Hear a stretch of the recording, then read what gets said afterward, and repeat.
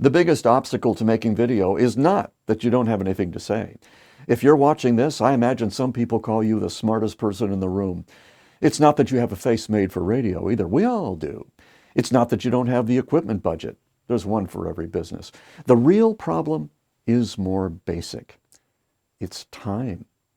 After all, who has 3 hours to shoot a 5-minute video ad after 10 hours of client work? That's not fun. Here's how to let all that pressure go so you can commit a serious act of video with a smile on your face.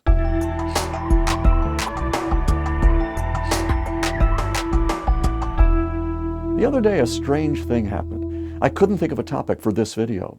I started writing 3 of them, but scrapped them all in the end. It wasn't writer's block. I was writing like crazy, but everything felt off, like I was lifting weights underwater. Every sentence was strained. Every thought was dogged by doubt. I went to bed thinking I might have to post a rerun today. And the next morning, everything was back to normal, almost as if nothing had happened just the day before. What brought on this panic was holiday plans. I was going to have to push my production up by a day. 1 day. It looked like I was going to have to break a habit.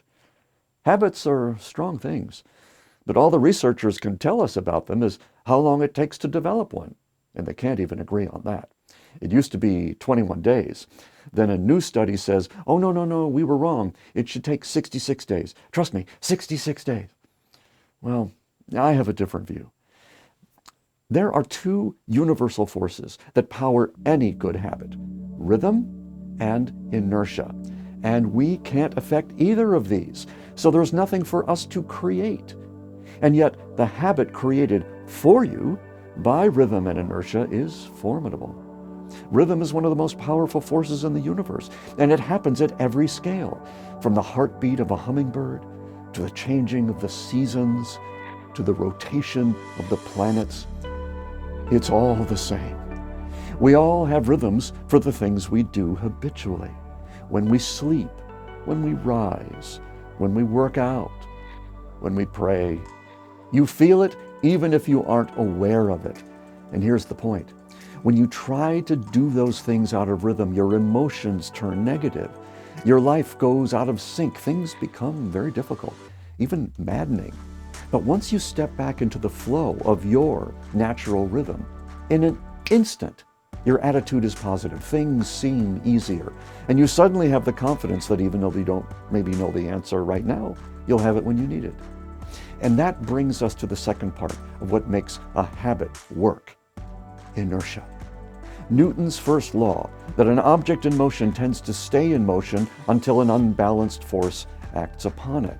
Here, inertia works in your favor. Nothing can stop you from writing joyfully when you're nestled in your own natural rhythm. But try to force that rhythm to change, and you become that unbalanced outside force, acting against your own inertia, and Newton's third law kicks in. For every action, there is an equal and opposite reaction. As I did to myself just the other day. I was trying to force my creative flow into a different rhythm. If you're used to being in the flow, that's a very uncomfortable feeling. You'd actually be better off doing nothing at all. So what's your creative rhythm? Hemingway, Maya Angelou, Kurt Vonnegut, and other writers gravitated toward early morning.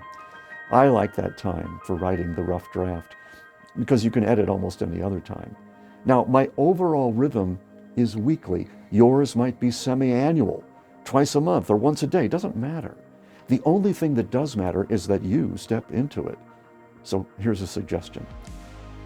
Don't even think of production in terms of shooting.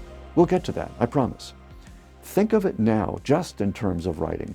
Writing is about your ideas when you get them, how they percolate up and how they get onto a page. That's a lot of stuff if you had to think about it. When you're in rhythm, all that happens naturally. And if you're not, you're practically dead in the water. I know this is a lot, so let's take a breath now. Subscribe over at Visible Authority and I'll send you some suggestions for discovering your natural creative rhythm. And if you let watching become a habit, we'll see you next time on the Visible Authority.